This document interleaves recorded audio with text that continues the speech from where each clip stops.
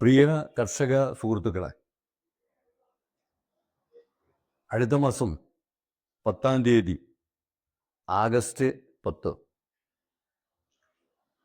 എല്ലാ കേന്ദ്ര ഗവൺമെൻറ് ഓഫീസുകൾക്ക് മുമ്പിലും വലിയ തോതിലുള്ള ഉപരോധ സമരം സംഘടിപ്പിക്കാൻ അഖിലേന്ത്യാ സംയുക്ത വേദി തീരുമാനിച്ചിരിക്കയാൽ ആ സമരം വൻ വിജയമാക്കാൻ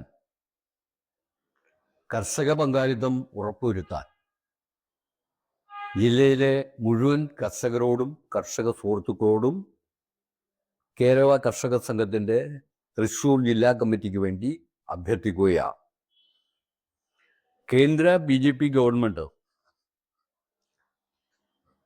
നടത്തിക്കൊണ്ടിരിക്കുന്ന ജനദ്രോഹ, തൊഴിലാളിദ്രോഹ, കർഷകദ്രോഹ നിലപാടുകൾക്കെതിരെ അതിശക്തിയായ സമരം സംഘടിപ്പിക്കുക എന്ന നിലയിലാണ് കേന്ദ്ര ട്രേഡ് യൂണിയൻ, കർഷക തൊഴിലാളി സംഘടനകളുടെ സംയുക്ത വേദി ആഗസ്റ്റ് 10 ഉപരോധ സമരം പ്ലാൻ ചെയ്തിട്ടുള്ളത്. വളരെ പ്രധാനപ്പെട്ട 21-ലധികം ആവശ്യങ്ങൾ ഉന്നയിച്ചുകൊണ്ടാണ് ഇത്തരമൊരു സമരം, ഉപരോധ സമരം നമ്മൾ നടത്താൻ ഉദ്ദേശിക്കുന്നത്. തൊഴിലാളി വിരുദ്ധ ലേബർ കോഡുകൾ പിൻവലിക്കണം എന്നത് ഒരു പ്രധാനപ്പെട്ട മുദ്രാവാക്യമാണ്. കർഷകർക്കെതിരെ പുതിയ നിയമങ്ങൾ കൊണ്ടുവരാനും കർഷകരെ ദ്രോഹിക്കാനുമുള്ള നിലപാടുകൾ തിരുത്തിയേ മതിയാവും. കർഷകരെയും നാടിനെയും ദ്രോഹിക്കുന്ന മറ്റൊരു പ്രധാനപ്പെട്ട ഗവൺമെൻറ് നിലപാടാണ് ഇന്തോ അമേരിക്കൻ കരാർ എന്നത് നാം പ്രത്യേകം മനസ്സിലാക്കേണ്ടത്. വലിയ തോതിൽ കൃഷിക്കാർക്ക് ആനുകൂല്യങ്ങൾ, സബ്സിഡികൾ ഉൾപ്പെടെ നൽകുകയും ആ നിലയിൽ അമേരിക്കൻ കർഷകർക്ക് വലിയ തോതിലുള്ള പിന്തുണ പ്രഖ്യാപിക്കുകയും ചെയ്യുന്ന അമേരിക്കൻ ഗവൺമെൻറ്. എന്നാൽ ഇന്ത്യ ഗവൺമെൻറ് സബ്സിഡികൾ വെട്ടിക്കുറച്ചുകൊണ്ടിരിക്കുക. വിലയെ സംബന്ധിച്ചിടത്തോളം ഒരു തരത്തിലുള്ള ആനുകൂല്യങ്ങൾ ഇന്ത്യയിലെ കൃഷിക്കാരന് ലഭിക്കുന്നില്ല. ആ കൃഷിക്കാരനോട് മത്സരിക്കാൻ വേണ്ടിയാണ് പറയുന്നത്. ഒരുപാട് ഉൽപ്പന്നങ്ങൾ നാം ഇന്ത്യയിൽ ഉൽപ്പാദിപ്പിക്കുന്ന സോയാബീൻ എണ്ണ ഉൾപ്പെടെയുള്ള, ചുമന്ന ചോളം ഉൾപ്പെടെയുള്ള, ഭക്ഷ്യധാന്യങ്ങൾ ഉൾപ്പെടെയുള്ള ഇറക്കുമതിയാണ് ഈ കരാറിൽ മുഖ്യമായി ലക്ഷ്യം വയ്ക്കുന്നത്. ആ കരാർ പിൻവലിക്കണം എന്നത് ഇന്ത്യയുടെ മുഴുവൻ ആവശ്യമാണ്. MSPയെ സംബന്ധിച്ച് വാദോരാതെ സംസാരിക്കുന്നതിനപ്പുറം MSP നടപ്പാക്കാൻ ഗവൺമെൻറ് കൂട്ടാക്കുന്നില്ല. തൊഴിലുറപ്പ് പദ്ധതി നമ്മുടെ ഗ്രാമീണ ജനവിഭാഗത്തിന് വലിയ തോതിൽ തൊഴിൽ നൽകുകയും അതിൻ്റെ വരുമാനം അവരുടെ കുടുംബജീവിതത്തിന് സഹായകമാകുകയും ചെയ്തിരുന്നു എന്നാണ്. ആ തൊഴിലുറപ്പ് പദ്ധതി ഇപ്പോൾ അട്ടിമറിക്കപ്പെട്ടിരിക്കുന്നു. ആയതിൻ്റെ കൂലി വലിയ തോതിൽ വെട്ടിക്കുറയ്ക്കാൻ കഴിയുന്ന വിധത്തിലാണ് ഫണ്ടിൻ്റെ അനുവദിക്കൽ നടക്കുന്നത് എന്നതും നമുക്കറിയാവുന്ന കാര്യമാണ്. കർഷക തൊഴിലാളികൾക്ക് അഖിലേന്ത്യാ തലത്തിൽ തന്നെ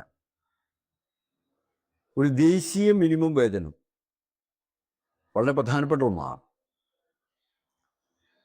പാചകവാതകത്തിൻ്റെയും പെട്രോളിയം ഉൽപ്പന്നങ്ങളുടെയും കൂട്ടിയ വില, ക്രൂഡ് ഓയിൽ വില കുറയുന്ന ഈ പശ്ചാത്തലത്തിൽ വിശേഷിച്ച് പശ്ചിമേഷ്യൻ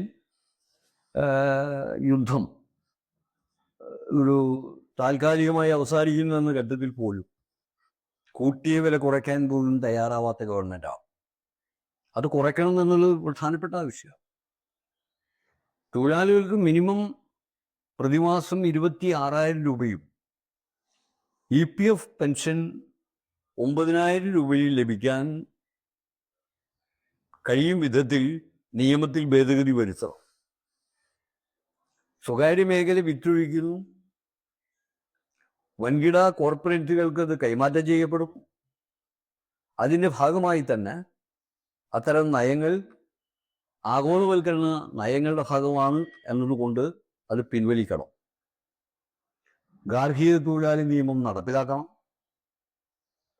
അസംഘടിത തൊഴിലാളികൾക്ക് സംരക്ഷണം ലഭിക്കാൻ കഴിയുന്ന നിയമപരിരക്ഷ വേണം.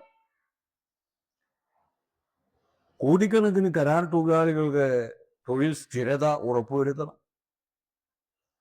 നിലവിലുള്ള ഭൂപരിഷ്കരണ നിയമങ്ങൾ അട്ടിമറിക്കാൻ ഉതകുന്ന വിധത്തിൽ ഇപ്പോൾ ചില സംസ്ഥാനങ്ങൾ തന്നെ വിജയിച്ചുകാരോ രണ്ടാം ഭൂപരിഷ്കരണ നിയമത്തെക്കുറിച്ചൊക്കെ പലതും പറയുന്ന ഫലത്തിൽ ഭൂപരിഷ്കരണ നിയമം അട്ടിമറിക്കില്ല. അത് ഉപേക്ഷിക്കണം. പരമ്പരാഗത വ്യവസായങ്ങൾ അതിൽ ഏർപ്പെട്ടിരിക്കുന്ന ലക്ഷക്കണക്കിന് തൊഴിലാളികൾ അവരുടെ ജീവനും കൂലിക്കും ഉറപ്പുണ്ടാക്കാൻ കഴിയുന്ന വിധത്തിൽ നിയമനിർമ്മാണങ്ങൾ വേണം. തന്നെയുമല്ല, ഇന്ത്യ രാജ്യത്ത് ഭക്ഷ്യധാന്യങ്ങളുടെ വിലക്കയറ്റം വലിയ തോതിൽ കൂടിക്കൊണ്ടിരിക്കുകയാണ്. പൊതുവിതരണ സമ്പ്രദായം തകർന്നുകൊണ്ടിരിക്കും. ഭക്ഷ്യധാന്യ വിലക്കയറ്റം തടയാൻ കഴിയുന്ന വിധത്തിൽ സംഭരണവും അതുപോലെ തന്നെ പൊതുവിതരണവും ഗവൺമെൻറ് തലത്തിൽ നടത്താനും ജനങ്ങൾക്ക് ആശ്വാസം നൽകാനും കഴിയണം തുടങ്ങി. ഈ ആവശ്യങ്ങൾ ഏതെങ്കിലും ഒരു വിഭാഗത്തിൻ്റെ മാത്രം പ്രശ്നമല്ല, മുഴുവൻ ഇന്ത്യക്കാരുടെയും പ്രശ്നമാണ് എന്ന് തിരിച്ചറിയേണ്ടത്. ഈ നയങ്ങൾ നമ്മുടെ ജനജീവിതം, അത് തൊഴിലാളിക്കാകട്ടെ, കൃഷിക്കാർക്കാകട്ടെ, കർഷക തൊഴിലാളികൾക്കാകട്ടെ, വലിയ തോതിൽ പ്രതിസന്ധി സൃഷ്ടിച്ചുകൊണ്ടിരിക്കും. തീർച്ചയായും ഇത്തരം ഒരു ഘട്ടത്തിൽ അനിവാര്യമായി നടത്തേണ്ട സമരം ആ നിലയിലാവാം. ആഗസ്റ്റ് 10 ജയിൽ നിറയ്ക്കൽ സമരം നമ്മൾ നമ്മുടെ കേരളത്തിലും തൃശ്ശൂരിലും പ്ലാൻ ചെയ്തിട്ടുള്ളത്. ജില്ലയിലെ പ്രധാനപ്പെട്ട കേന്ദ്രം എന്ന രീതിയിലാണ് ആ സമരം ഇപ്പോൾ നമ്മൾ പ്ലാൻ ചെയ്തത്. പട്ടാളം റോഡിനടുത്തുള്ള പോസ്റ്റ് ഓഫീസ് കാലത്ത് തൊട്ട് തന്നെ ഓഫീസ് തുറക്കാൻ കഴിയാത്ത വിധത്തിൽ ഉപരോധം ഏർപ്പെടുത്തണം എന്നാണ് തീരുമാനിക്കപ്പെട്ടത്. ആ ഉപരോധ സമരം ഏതെങ്കിലും ഉദ്യോഗസ്ഥർക്കെതിരെയോ ഒരു സ്ഥാപനത്തിനെതിരെയോ ഉള്ളതല്ല, ഈ സർക്കാരിൻ്റെ നയങ്ങൾക്കെതിരെയുള്ളതാണ്.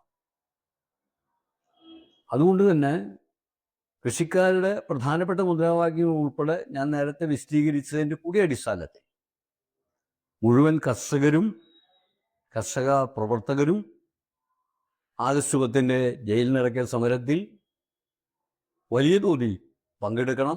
പങ്കെടുപ്പിക്കാൻ മറ്റ് ആളുകളെ പ്രേരിപ്പിക്കണം. ആ സമരം ഇന്ത്യയുടെ സമര ചരിത്രത്തിൽ ഒരു പ്രധാനപ്പെട്ട നാഴികക്കല്ലായി മാറാൻ കഴിയുന്ന വിധത്തിൽ കർഷക പങ്കാളിത്തം ഉറപ്പുവരുത്തണമെന്ന് കർഷക സംഘം ജില്ലാ കമ്മിറ്റിക്ക് വേണ്ടി മുഴുവൻ കർഷകരോടും സുഹൃത്തുക്കളോടും അഭ്യർത്ഥിക്കുകയാണ്.